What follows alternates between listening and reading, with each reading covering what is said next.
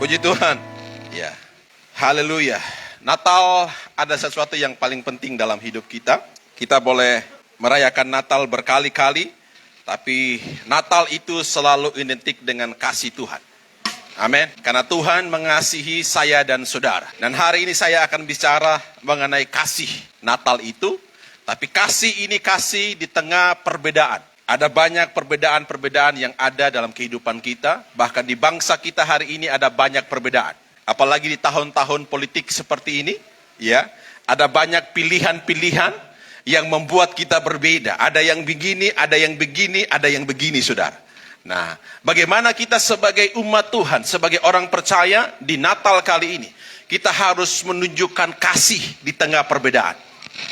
Ya, kita harus menunjukkan kasih di tengah kehidupan yang berbeda di hari-hari ini.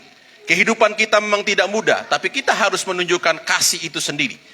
Ya, dan hari ini kita akan belajar bersama-sama, saudara. Kalau kita baca dalam Alkitab kita, saudara, ya, kelahiran Yesus itu ya digambarkan secara unik oleh keempat Injil. Ya, kalau saudara baca 4 Injil disebut dengan Injil sinoptik. Ya, Injil sinoptik itu Matius, Markus, Lukas dan Yohanes. Ya, itu disebut dengan Injil. Ya, Injil, ya. Yang kita sering baca dan sering kalau kita Natal sering membaca keempat Injil ini, karena keempat Injil ini menuliskan tentang siapa Yesus yang lahir, siapa Yesus yang kita percaya hari ini, siapa Yesus juru selamat itu. 4 Injil ini menulis, menggambarkan Tuhan Yesus datang dengan cara yang berbeda-beda, dengan sudut pandang yang berbeda-beda. 4 Injil menggambarkan Yesus dengan pemahaman yang berbeda-beda. Kalau kita lihat saudara, ya, Matius, Yesus itu disebut sebagai raja. Ya, tema utamanya Matius menulis Yesus itu sebagai raja. Dia lahir sebagai raja. Kalau Markus menulis Yesus itu sebagai hamba. Tapi kalau Lukas menulis Yesus itu datang sebagai manusia. Yohanes menyebut Yesus itu sebagai firman yang hidup. Jadi keempat Injil ini ya menggambarkan Yesus dengan cara yang berbeda-beda. Yesus digambarkan oleh Matius sebagai raja yang lahir. Makanya dia lahir dari keturunan Daud. Itulah yang dinantikan oleh orang Israel sampai hari ini. Mesias yang mereka nantikan, yang lahir dari keturunan Daud, dan dia akan menjadi raja. Berikutnya, Yesus juga disebut sebagai hamba oleh Markus. Dia datang sebagai hamba, mengambil rupa seorang hamba, dan dia lahir di tempat yang hina. Dia datang untuk menggantikan kita semua yang hamba dosa, untuk ditebus di kayu salib. Tapi juga Lukas mengatakan Yesus itu sebagai manusia. Dia tahu merasakan apa yang kita rasakan. Dia juga pernah menangis. Dia juga pernah lapar. Dia juga pernah tertawa. Dia juga pernah mengalami penderitaan. Dia juga pernah mengalami kesulitan penderitaan yang dia tidak bisa tanggung sendiri. Hingga di Taman Getsemani dia berkata, "Ya Bapa, kalau boleh cawan ini lalu daripadaku. Tapi bukan kehendakku, tapi kehendakmu yang jadi." Yesus juga merasakan bagaimana itu tekanan saudara. Saking dia tertekan sampai keringatnya berubah, pecah pembuluh darahnya, dan keringatnya itu bercampur dengan darah. Dia juga merasakan kesulitan. Dan tapi dia juga adalah firman Allah yang hidup, yang tinggal bersama-sama dengan kita, yang ada bersama-sama dengan kita. Itu Yesus kita, saudara. Nah, dari keempat Injil ini, saudara, hanya 2 Injil saja yang menulis tentang silsilah Yesus Kristus. Ya, saudara, silsilah itu penting dalam kehidupan kita. Saudara pergi ke Batak, orang Medan, silsilah itu penting. Ya, siapa yang tulang, siapa boru siapa, orang Medan. Itu kan penting sekali. Ini keturunan dari apa? Sama-sama mungkin Huta Barat, tapi Huta Barat dari mana? Itu penting dibaca silsilahnya. Begitupun orang Indonesia bagian timur, silsilah itu penting, saudara. Dia dari keturunan apa? Bahkan kalau dari saya dari Sumba, kalau kawin mawin itu dilihat dulu silsilahnya. Jangan sampai ini tidak bisa dijadikan istri. Ya, dilihat dulu. Oh, tidak bisa. Ini masih sepupu. Ini masih keluarga. Kampung ini dan kampung ini tidak boleh kawin-mawin. Kalau di daerah saya, saudara. Diperhatikan, dia anak siapa. Dia ada keturunan siapa. Sampai di daerah saya di Sumba, itu urusan belisnya. Mamanya itu dibelis berapa ketika bapaknya ambil. Kalau dibelis 100 ekor kuda, maka anaknya perempuan harus dibelis 100 ekor kuda pun. Sama. Makanya dihitung semua, silsilah itu menjadi penting. Begitu semua daerah di Indonesia ini punya arti penting dari silsilah. Nah, Yesus juga punya silsilah, saudara. Ya. Hanya 2 Injil yang mencatat mengenai silsilah yang paling penting dalam kehidupan Tuhan Yesus. 2 Injil ini menilis silsilah Yesus Kristus adalah Matius dan Markus. Sedangkan Lukas dan Yohanes tidak mencatat tentang silsilah Yesus Kristus. Bagaimana dia lahir dari siapa, dia lahir dari rahim siapa, sampai akhirnya dia lahir dari seorang perempuan yang bernama Maria. Nah, hari ini menarik, saudara, untuk disimak dan kita pelajari. Ya. Dalam Injil Lukas pasal 3 ayat 23 sampai 28, itu ia menuliskan tentang silsilah Yesus dari keturunan laki-laki Yahudi. Jadi semua, kalau saudara Injil Lukas, semua itu diperanakan dari Abraham, semua laki-laki semua yang ditulis, tidak ada satu perempuan pun. Ya, di Injil Lukas kalau saudara baca Lukas, tidak ada satu perempuan pun yang dicatat dalam silsilah itu. Begitupun kalau di beberapa tempat, saudara, laki-laki selalu dia anak siapa, hingga marganya itu turun dari bapaknya, bukan dari mamanya pasti. Kalau saya Suruk, itu marga saya itu datang dari bapak saya, dari kakek saya. Marga mama saya nggak bisa masuk ke saya. Ya, itu sudah dikatakan orang yang sudah keluar. Ya, begitupun di tempat yang lain. Nah, tapi di Lukas tidak dicatat ada satu perempuan. Nah, tapi di Matius, saudara, menarik. Matius itu memberikan gambaran yang berbeda tentang silsilah Yesus Kristus. Untuk itu, mari kita buka bersama-sama Matius pasal yang pertama, ayat 1 sampai ayat yang ke-17. Saya mau fokus di Matius aja hari ini, tidak pergi ke Injil yang lain. Tapi mari kita lihat di Matius, karena ini sebuah silsilah yang unik. Yang mungkin kalau kita baca berlalu begitu saja, tapi ada hal yang penting yang kita mau lihat bersama-sama dalam silsilah ini, saudara. Matius pasal 1, ayat 1 sampai ayat yang ke-17. Kita mau baca sama-sama. Saya baca ayat yang ganjil, Bapak Ibu baca ayat yang genap ya. Seterusnya sampai ayat yang ke-17. Amin. Bapak Ibu sudah menemukannya? Amin. Yang belum menemukannya nanti, yang tidak bawa bisa lihat di depan. Jeffrey bisa bantu tampilkan ayat-ayatnya. Inilah ditulis silsilah Yesus Kristus. Inilah silsilah Yesus Kristus, anak Daud, anak Abraham. Ayat 2.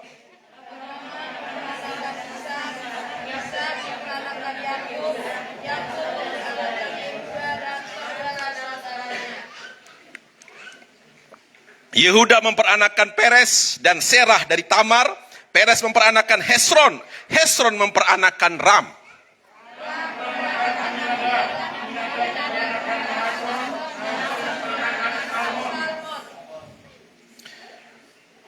Salmon memperanakan Boas dari Rahab. Boas memperanakan Obed dari Rut. Obed memperanakan Isai.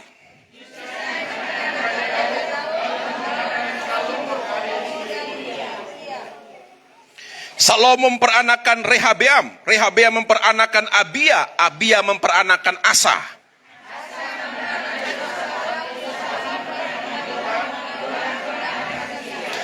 Usia memperanakan Yotam. Yotam memperanakan Ahaz. Ahaz memperanakan Hizkia.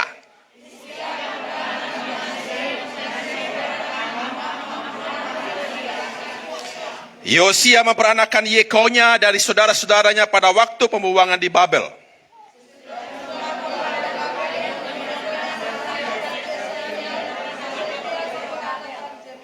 Zerubabel memperanakan Abihud. Abihud memperanakan Elyakim. Elyakim memperanakan Asor.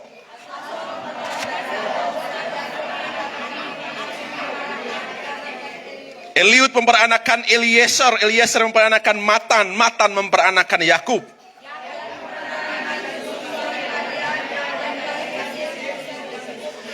Jadi seluruhnya ada 14 keturunan dari Abraham sampai Daud, 14 keturunan dari Daud sampai pembuangan ke Babel, dan 14 keturunan dari pembuangan ke Babel sampai Kristus.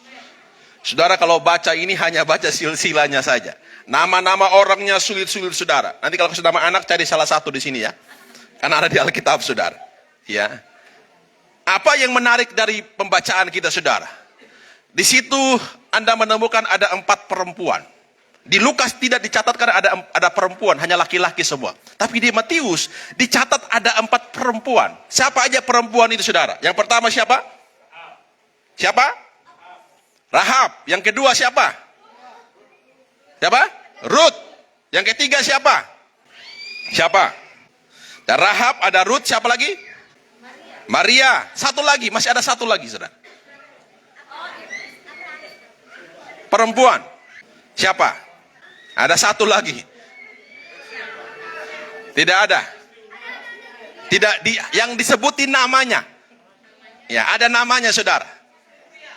Jarang sekali orang punya nama ini saudara. Ada Rahab, ada Ruth, ada Maria, ada siapa? Siapa? Saya nggak lanjut khotbah kalau saudara nggak tahu. Siapa? Nggak ada nama Serah perempuan. Siapa saudara? Nggak lulus.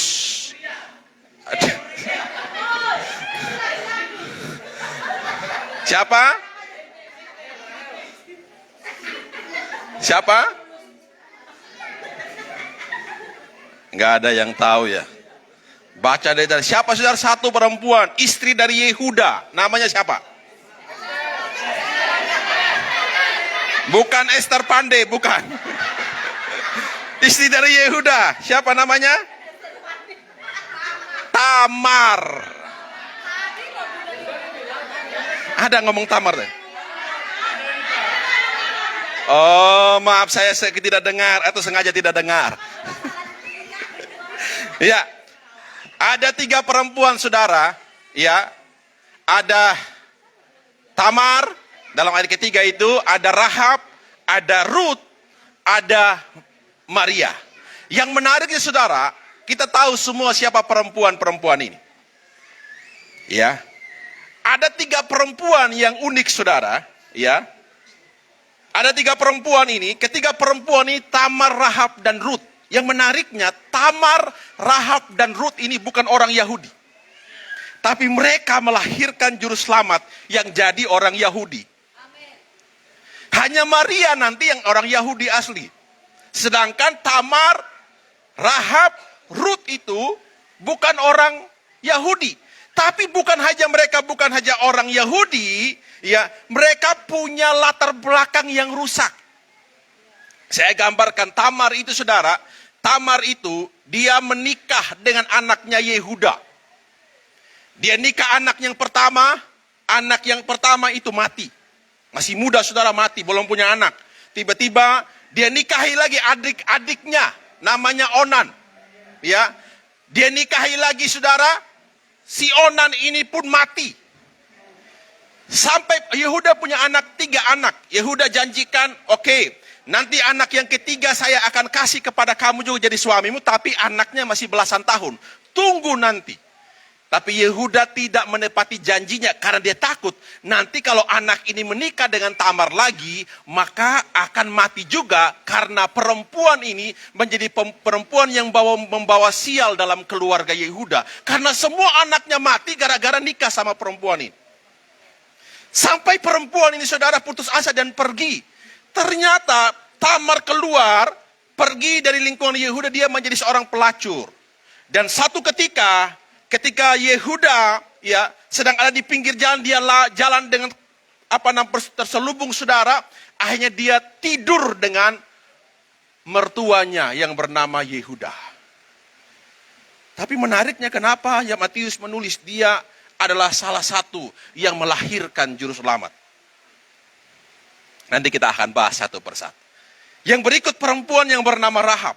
Rahab ini salah satu perempuan yang ada di kota Yeriko ketika Israel pergi ingin merebut tanah perjanjian. Pergi ke tanah perjanjian, mereka harus melewati satu kota yang namanya Yeriko saudara. Yang temboknya begitu tinggi dan susah sekali dikalahkan. Tapi ada satu perempuan di situ bernama Rahab. Dan Rahab inilah yang menyembunyikan dua orang pengintai yang lagi dikejar-kejar oleh tentara-tentara Yeriko waktu itu ingin dibunuh. Dan Rahab menyembunyikan. Dan menariknya Rahab ini juga dikatakan perempuan sundal. Perempuan yang gak benar. Menariknya dikatakan dari kehidupan Rahab ini lahir juru selamat kita. Wow, kenapa harus ada perempuan? Yang berikut, yang ketiga saudara, perempuan ini namanya Rut. Rut ini orang Moab. Moab itu adalah bangsa yang paling dibenci oleh Tuhan. Karena dia lahir dari perkawinan incest antara Lot dan anaknya. Lahirlah Moab. Lot meniduri anaknya karena dia lagi mabuk. Dia tidur dengan anaknya, lahirlah Moab. Dan mereka adalah keturunan yang tidak layak di hadapan Tuhan. Tapi Rut datang dari Moab. Dia menikah dengan anaknya Naomi. Seorang Yahudi saudara. Dan dia pergi ke Yerusalem, ke tanah Yudea. Dan di sana dia bertemu dengan Boas. Dan dia menikah dengan Boas, orang Yahudi dari keturunan Daud itu. Tapi dari keturunan Rut itu lahir juga yang disebut Yesus Kristus, juru selamat kita. Yang terakhir perempuan yang bernama Maria, dia berbeda. Dia betul-betul orang Yahudi, keturunan orang Yahudi saudara. Dia betul-betul perawan, dia betul-betul kudus, dia betul-betul menjaga hidupnya. Tidak ada catatan gelap yang mencatat bahwa Maria ini orang yang tidak benar. Tapi dari rahimnya lahir juru selamat. Ada 3 perempuan yang berbeda dalam silsilah ini. Dan 4 perempuan ini menggambarkan kasih yang berbeda-beda. Hari ini saya ingin kita belajar bersama-sama dari 4 perempuan. Kemarin kita belajar dari Maria dan Elizabeth. Tapi hari ini kita belajar 4 perempuan. Perempuan ini disebut dengan Tamar, Rahab, Rut, dan Maria. Ini menggambarkan kasih Tuhan. Datang ke dunia dengan cara yang berbeda-beda. Tapi dalam kasih itu selalu ada dalam perbedaan. Amen. Yang pertama saudara, yang pertama kita lihat tentang Tamar. Tamar adalah gambaran bahwa dalam kasih ada pengampunan. Kenapa Tamar ditulis dalam Matius? Matius ingin menggambarkan, memang Yesus lahir sebagai raja. Tidak mungkin seorang raja lahir dari perempuan yang tidak benar. Pasti dia lahir dari seorang keturunan yang benar. Tapi kenapa Matius menulis Tamar? Tamar itu gambaran bahwa kasih itu selalu ada pengampunan. Saudara, kalau kita baca dalam kisah Tamar, dalam Kejadian 38 ketika pertama kali dia menikahi anak Yehuda bernama Er mati, kemudian dia menikahi lagi anak Yehuda yang bernama Onan. Onan pun mati dan tinggal nama satu anak yang bernama Shelah, anak Yehuda. Tapi Yehuda batal menyerahkan Shelah kepada Tamar. Dan Tamar pun kecewa dengan Yehuda. Dan dia pergi meninggalkan rumah Yehuda. Dan dia pergi menjadi seorang pelacur, saudara. Dan satu ketiga, dia tidur dengan mertuanya sendiri dan ketahuan. Dan satu hukumnya, dia harus dihukum dengan rajam batu sampai mati. Karena dia bersinah. Bersinahnya lebih parah bersinah dengan mertuanya. Yehuda nggak tahu kalau itu menantunya. Karena dia pakai kerudung, saudara, dia tutup mukanya. Dia tidak tahu kalau itu menantunya. Ketika dia sudah tidur, baru dia tahu itu menantunya. Tapi ketika dia harus dirajam dengan batu, Yehuda datang dan mengatakan, saya yang bersalah. Jangan rajam dia dengan batu. Saya yang bersalah. Rajam saya dengan batu. Hukum saya karena saya yang bersalah. Dia sadar bahwa apa yang Tamar lakukan karena Tamar kecewa kepada Yehuda. Dia tidak menyerahkan Shelah anaknya. Tapi nggak mungkin, Shelah masih anak yang ingusan. Baru belasan tahun. Nggak mungkin dia bisa menikah dengan Tamar yang sudah umur 30-40 tahun. Tapi di situ saudara kita belajar. Saya belajar yang saya lihat di situ. Ketika Yehuda memberikan pengampunan, Tamar tidak jadi dirajam oleh batu. Dan dari keturunannya, dari keturunan Yehuda, akhirnya Tamar itu mengandung saudara. Dan dari Tamar itu lahirlah 2 laki-laki yang sangat gagah perkasa saudara. Yang disebut di sana dikatakan saudara, lahirlah Peres dan Serah. Pada waktu itu saudara, kalau saudara baca Alkitab tentang Peres, bumi terbelah menjadi dua. Itu di zaman Peres saudara. Lahir dari keturunan Yehuda. Dari Tamar itu saudara, lahirlah dua orang perkasa yang disebut dengan Peres. Ya, dan juga disebut Serah. Dan para nabi menubuatkan bahwa Kristus lahir dari keturunan Yehuda. Satu-satunya, tidak boleh dari keturunan siapapun. Tidak boleh dari keturunan anak siapapun. Yesus harus lahir dari keturunan Yehuda. Itu menurut Yesaya. Semua para nabi menubuatkan Yesus harus lahir dari keturunan Yehuda. Yang menariknya lahir dari rahim dari Tamar. Kalau seandainya Tamar mati pada waktu itu, dirajam dengan batu karena dia berbuat salah, maka saya yakin dia tidak tercatat dalam silsilah itu. Tapi karena dia menerima pengampunan, akhirnya dia menerima kasih karunia itu saudara. Di tengah perbedaan yang tidak mudah ini, di tengah kondisi yang tidak mudah ini, di tengah Natal ini saudara, kita harus melepaskan yang pertama dalam hidup kita, bahwa kasih itu butuh pengampunan. Karena pengampunan itu akan memulihkan. Pengampunan itu akan memulihkan. Pengampunan itu akan memulihkan antara satu dengan yang lain. Yesus sendiri telah menunjukkan itu sendiri. Dia datang dengan kasih yang mengampuni. Yang memulihkan antara hubungan Bapa dengan kita sebagai anaknya. Yang memulihkan hubungan Bapa dan kita sebagai manusia. Yang harusnya tidak layak. Tapi dia datang menyerahkan tubuhnya sebagai pengampunan dosa kita. Hingga kita bisa dipulihkan antara kita dan Allah kita, Bapa kita yang di surga. Karena apa? Karena ada pengampunan. Tamar menggambarkan dalam kasih selalu ada pengampunan. Jangan bilang engkau mengasihi, tapi kalau engkau tidak mengampuni. Karena dalam kasih selalu ada pengampunan. Ini kesempatan bagi kita. Kalau engkau masih menyimpan sesuatu di hatimu, kalau ada saudaramu yang belum engkau ampuni, ambil keputusan untuk mengampuni. Karena dalam kasih ada pengampunan. Sia-sia kita bersuka cita di Natal ini. Kita mengatakan ini bulan kasih, bulan penuh sukacita. Tapi masih ada di hati kita yang belum selesai. Ayo semua jemaat Tuhan, ayo semua umat Tuhan, semua orang percaya kepada Yesus. Yesus telah menunjukkan kasih itu. Dia mengampuni dosa kita.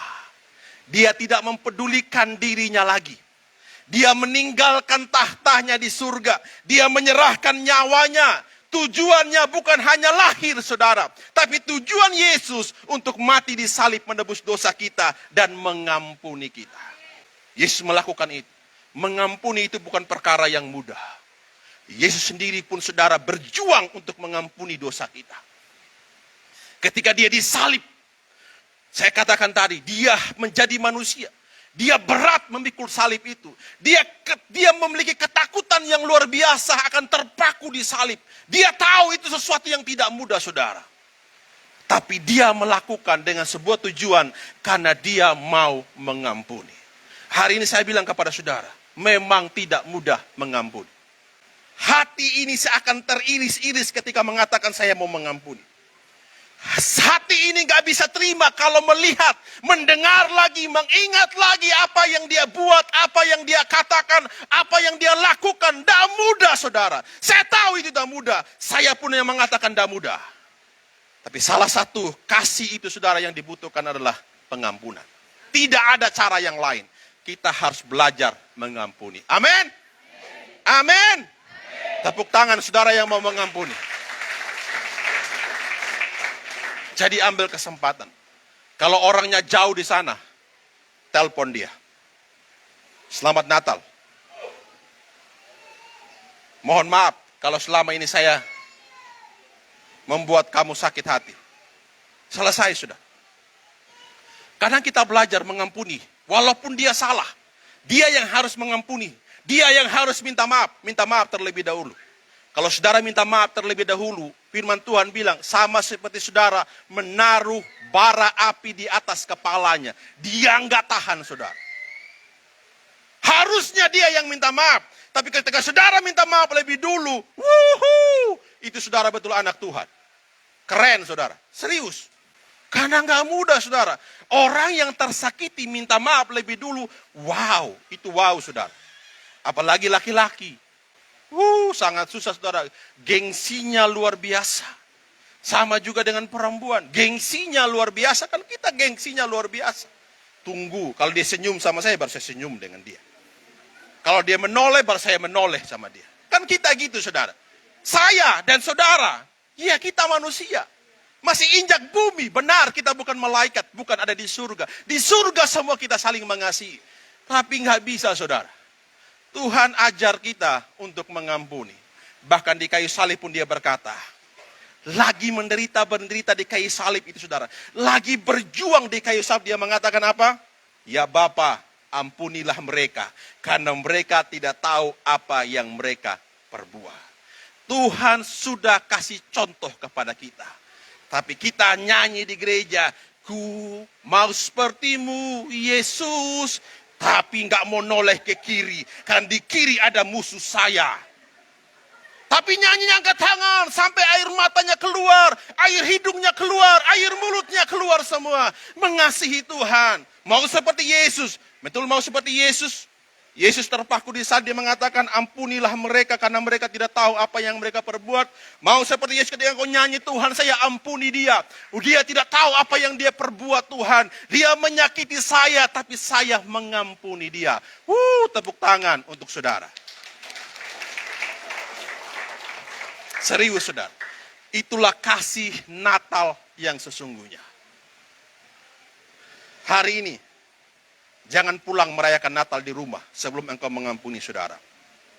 Itu prinsip sebagai orang percaya. Tidak bisa, saudara. Itu tidak bisa dikompromi. Tidak bisa dikompromi. Ya? Suara saya tidak kedengaran. Hah? Oh, cek. Oh, ini mic-nya kekecilan, sorry. Dia keputar sendiri tadi mic-nya. Haleluya. Saudara mau mengampuni, amin? Mau mengampuni, amin? Mau mengampuni, amin? Haleluya. Yes. Jangan hanya di mulut, tapi lakukan. Saudara tidak pernah, saudara pergi berlutut di depan dia juga enggak. Ucapkan aja dengan mulut. Sederhana, saudara. Mengampuni, ucapkan dengan mulut. Saya mengampuni kamu. Sederhana. Tidak perlu saudara pergi berlutut, nangis-nangis di depan dia. Tidak perlu. Serius, tidak perlu. Saudara hanya bilang, saya mengampuni. Saling mengampuni, selesai. Pergi lebih dulu ketemu dia. Kalau bisa. Kalaupun dia datang lebih dulu, puji Tuhan. Amin. Ada yang saudara bilang, susah Pak Pendeta. Saudara sudah pegang gini, susah Pak Pendeta. Saya ingat depung kata-kata itu Pak Pendeta. Kalau bola dia ada di sini Pak Pendeta. Saya gigit kupingnya sedikit. Tidak enak, saudara. Termasuk saya yang ngomong ini, gak mudah. Tapi mari kita lakukan. Itu kasih yang sesungguhnya. Yang kedua, saudara, kita mau belajar. Yang kedua, tentang perempuan yang bernama Rahab. Rahab adalah gambaran bahwa dalam kasih ada pengorbanan. Saudara, digambarkan Rahab itu perempuan yang ada di Yeriko. Ya, dia dikatakan perempuan sundal pelacur, tidak bernilai di mata manusia, disebutkan tidak pantas.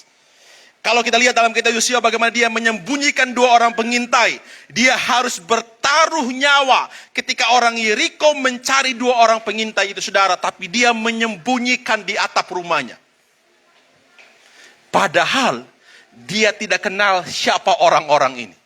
Bukan saudaranya, bukan sanak familinya. Orang ini pun tidak punya andil dalam kehidupannya. Tapi nggak tahu.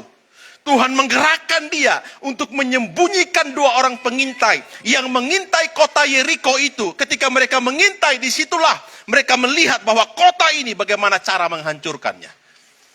Rahab menyembunyikan 2 orang pengintai itu. Ternyata, saudara, apa yang Rahab lakukan itu Tuhan perhitungkan. Walaupun dia punya kehidupan yang tidak benar, tapi apa yang dia perbuat, dia rela berkorban. Dia bertaruh nyawa. Kalau seandainya 2 pengintai itu ditemukan di rumahnya, satu hal yang harus dia terima adalah dia akan dibunuh pada waktu itu. pasti akan dibunuh, kan disebut sebagai pengkhianat. Dan itu lewat Rahab itu saudara, Yeriko dihancurkan karena perempuan itu yang menyembunyikan 2 orang pengintai.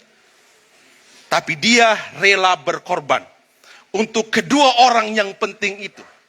Tapi ketika bangsa itu datang menyerang Yeriko, para pengintai itu berpesan, nanti ketika kami datang menghancurkan kota ini, kamu pasang kain, saya lupa kain putih atau kain merah, benang merah di jendelamu. Ketika kami melihat benang itu, maka kamu akan dilindungi. Benar saudara, ketika Yeriko dihancurkan, Rahab memasang benang merah dan dikatakan itulah rumah Rahab. Dia dilindungi dan dia tinggal dengan bangsa itu saudara, dan dia menikah di bangsa itu dengan seorang yang bernama Obed. Dan dari keturunannya itu lahirlah keturunan Mesias saudara. Dimulai dari mana? Dari ada orang yang berkorban. Kasih itu membutuhkan pengorbanan. Jangan bilang saya mengasihi, tapi engkau tidak pernah melakukan apapun kepada sesama. Jangan bilang engkau mengasihi, tapi engkau tidak pernah melakukan sesuatu kepada sesama. Itu yang paling penting saudara. Natal itu gambaran dari kasih membutuhkan pengorbanan. Kalau engkau punya sesuatu hari ini, engkau lihat sesamamu. Kalau engkau punya kue di rumah, kasih kuenya. Serius. Jangan bilang aku mengasihimu. Tapi engkau, mohon maaf, engkau pelit, medit, kedit, dan dit paling dit. Serius. Tapi bilang, Natal itu penuh kasih. Kita pakai baju warna merah karena gambaran kasih. Tapi kita orang paling pelit, medit, dan dit sudah. Kasih itu membutuhkan pengorbanan serius. Alkitab bilang, orang yang paling berbahagia adalah orang yang memberi. Bukan orang yang menerima. Memberi itu seperti ini saudara. Ya kan? Melepaskan. Tapi menerima itu seperti ini. Seperti orang yang seperti ini. Memberi itu begini. Melepaskan. Harus ada yang hilang. Saudara, gini kan memberi gini. Ya kan? Datang. Tapi kalau saudara memberkati melepaskan, ini lepas. Tidak mungkin. Ini harus lepas karena ketika saudara memberi. Mari belajar. Belajar memberi. Belajar berkorban. Belajar berkorban. Jangan makan sendiri. Pecahkan buli-bulimu. Karena kasih itu membutuhkan pengorbanan. Amin. Kasih itu membutuhkan pengorbanan. Suami, kalau lihat baju istrimu sudah lusuh, kasihlah uang pergi beli baju. Jangan bilang aku mencintaimu, tapi sembunyi uang di kos kaki. Istri mau beli bedak, ada bedak bapak tidak ada, tapi bisa beli rokok 30.000.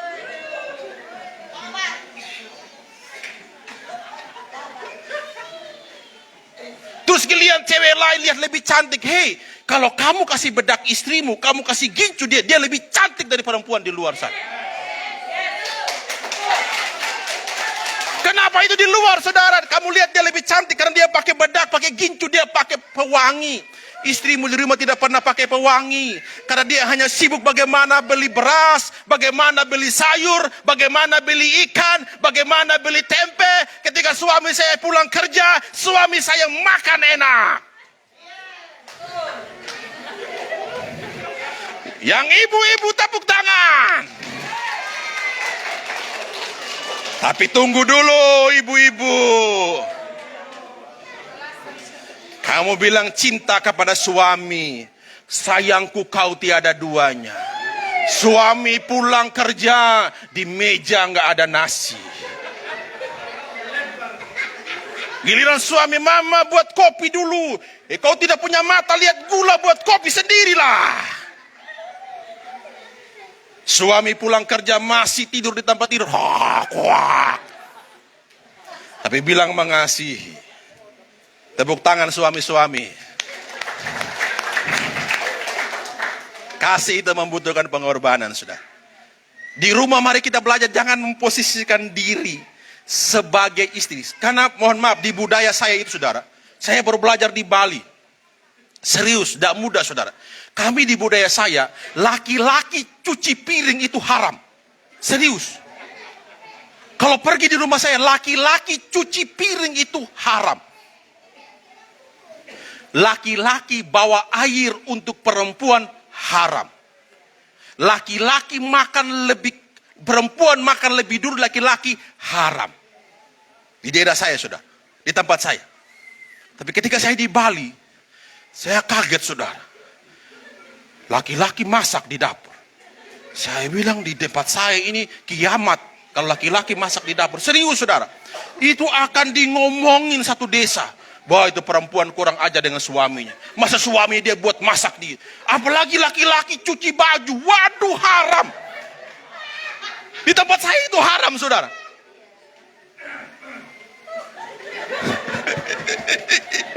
Iya kan? Itu kenyataan saudara. Jadi saya nggak ngerti ya. Kalau istrinya sakit gitu, dia nggak masak, dia tunggu siapa yang masak ya?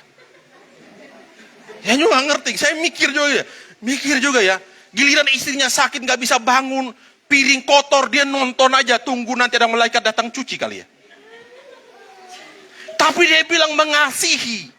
Halo laki-laki. Kalau engkau mengasihi istrimu, bantu dia cuci piring. Amin. Amin. Amin. Laki-laki teman-teman saya dari timur ini, aminnya kurang. Pak Pendeta itu kerjaan perempuan. Saudara, tidak ada pekerjaan perempuan dan laki-laki. Semua sama-sama. Coba perempuan bilang, kau yang beranak. Bisa kau pikul anakmu selama 9 bulan? Tidak bisa saudara. Kalau dia protes aja bisa. Laki-laki pun protes bisa. Semua kita sama-sama protes bisa. Kau pergi kerja, saya di rumah masak. Kita kan bisa punya banyak alasan. Tapi saudara, kasih itu membutuhkan pengorbanan. Amin. Kita harus belajar berkorban. Berkorban yang pertama, berkorban untuk orang terdekatmu. Belajar dulu. Jangan kamu bilang mengasihi sesamamu. Orang di dekatmu aja kamu gak berkorban. Istrimu sendiri, suamimu sendiri aja kamu gak berkorban. Bagaimana kamu mau berkorban untuk orang lain? Halo. Mari belajar saudara. Amin. Amin. Ulang-ulang, ketika saudara sakit, saya bilang kepada saudara, yang urus engkau adalah istrimu yang baunya bawang putih itu. Suami-suami dengar. Ketika engkau sakit bukan temanmu di kantor yang datang, engkau sakit apa? Mau minum air, mau makan bubur enggak? Istrimu itu yang akan ngurus engkau. Sampai engkau tidak ada berat dia yang ada. Begitupun engkau istri. Ketika engkau sakit ada suamimu pasti yang ada bersama dengan engkau. Maka belajarlah berkorban. Kasih korban waktu. Yang ngomong ini juga belajar saudara. Amin. Nggak mudah, serius nggak mudah saudara. Tapi mari kita belajar bersama-sama. Kasih itu membutuhkan pengorbanan. Amin. Yang ketiga saudara. Rut itu menggambarkan bahwa dalam kasih itu ada kesetiaan. Rut saudara, suaminya mati, anak dari Naomi di tanah Moab. Dan Naomi bilang, udahlah kamu pergi cari laki-laki lain. Dia punya menantu namanya Rut dan Orpa. Akhirnya Orpa pergi meninggalkan Naomi menikah dengan laki-laki Moab lain. Tapi Rut mengambil keputusan, dia bilang. Ada sebuah perkataan yang menarik yang dia katakan. Kalau saudara baca dalam kitab Rut. Dia bilang gini. Sebab kemana engkau pergi, ke situ juga aku pergi. Dan di mana engkau bermalam, di situ juga aku bermalam. Bangsamu adalah bangsamu, bangsaku dan Allahmu adalah Allahku. Rut mengambil keputusan. Dia tidak mau meninggalkan mertuanya Naomi. Karena Naomi pun suaminya sudah mati. Naomi bilang, udah kamu pergi, tinggalkan saya, kamu berhak boleh menikah dengan laki-laki siapapun. Saya mau pulang kembali ke Israel, ke tanah Yehuda. Tapi Naomi bilang, enggak, saya mau ikut engkau. Karena bangsamu adalah bangsaku. Allahmu adalah Allahku. Akhirnya pun saudara, Rut bersama Naomi pergi meninggalkan Moab. Dan Rut dengan setia mengikuti Naomi. Padahal dia masih muda. Dia punya kesempatan untuk menikah lagi. Dia punya hak untuk pergi kemanapun. Tapi dia setia dengan mertuanya. Ternyata gambaran kesetiaannya. Dia bertemu dengan seorang laki-laki yang sangat kaya. Namanya Boas. Ternyata Boas itu keturunan Yehuda, saudara. Menikahlah dia dengan Boas. Dan lahirlah anak-anak dari Rut, saudara. Ya. Lahir keturunan Mesias dari Rut, saudara. Dimulai dari dia belajar setia. Saya bilang kepada saudara, dalam kasih selalu ada kesetiaan. Ya. Hidup dalam kesetiaan. Karena kasih itu membutuhkan kesetiaan. Di akhir zaman ini, Tuhan membutuhkan orang yang setia. Wahyu mengatakan, hendaklah engkau setia sampai mati. Aku akan mengaruniakan mahkota kehidupan bagimu. Orang yang setia akan dapat mahkota. Mahkota yang diberikan adalah mahkota kehidupan. Tuhan bukan menemukan orang yang benar, bukan. Tapi Tuhan mau menemukan orang yang setia. Karena setia itu nggak mudah, saudara. Jangan pernah mengatakan, aku mengasihi Tuhan. Atau aku mengasihi engkau kepada pasanganmu. Kalau engkau tidak pernah setia. Karena setia itu lebih daripada sekedar kata mengasihi. Jangan pernah engkau mengatakan kepada pasanganmu, aku mengasihi engkau, aku mencintai engkau, tapi engkau tidak pernah setia kepada dia. Karena kesetiaan itu lebih penting daripada apapun. Setia ikut Tuhan. Belajar setia itu tidak mudah, saudara. Setia itu artinya terus menerus. Dalam kasih ada kesetiaan. Meskipun kondisi tidak mudah, tetap setia. Meskipun apapun yang terjadi, tetap setia. Karena setia selalu diganjar dengan kebaikan Tuhan. Setia selalu mendapatkan anugerah dan kebaikan dari Tuhan. Hanya orang-orang yang setia yang menerima mahkota kehidupan. Belajar setia. Setialah beribadah. Setialah dengan Tuhanmu. Setialah dengan pasanganmu. Setialah dengan apa yang Tuhan percayakan hari ini denganmu. Kalau hari ini kau bekerja dengan pekerjaan yang mungkin masih biasa, setialah. Karena saya percaya Tuhan memberkati orang yang setia.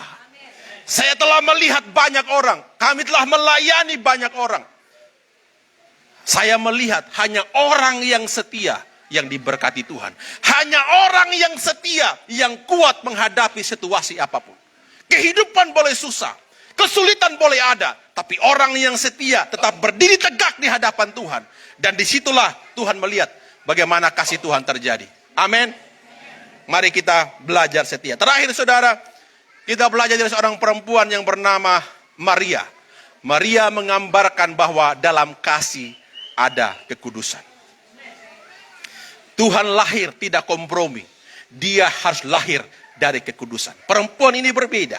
Tidak seperti Rahab, tidak seperti Tamar, tidak seperti Rut. Tapi lahir dari seorang perempuan yang bernama Maria.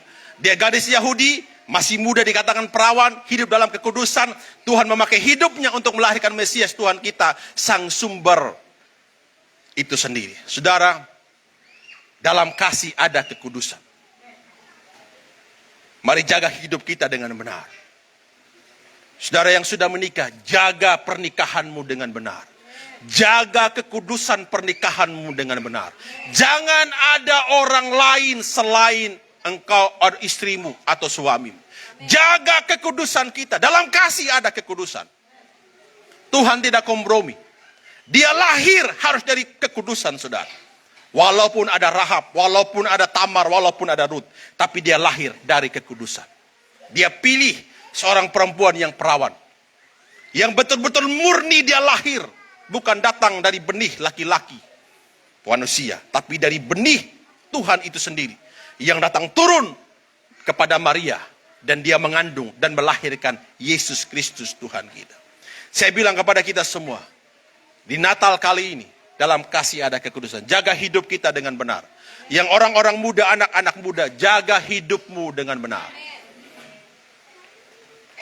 Karena kekudusan itu adalah hal yang paling penting. Karena Tuhan kita kudus. Tuhan mau kita kudus. Amin. Mari kita bangkit berdiri bersama-sama. Mari kita belajar dari hal ini. Perbedaan bukan lagi penghalang untuk menyatukan kasih. Kasih harus ada di tengah perbedaan. Karena dalam kasih ada pengampunan. Dalam kasih ada pengorbanan. Dalam kasih ada kesetiaan. Dan dalam kasih ada kekudusan.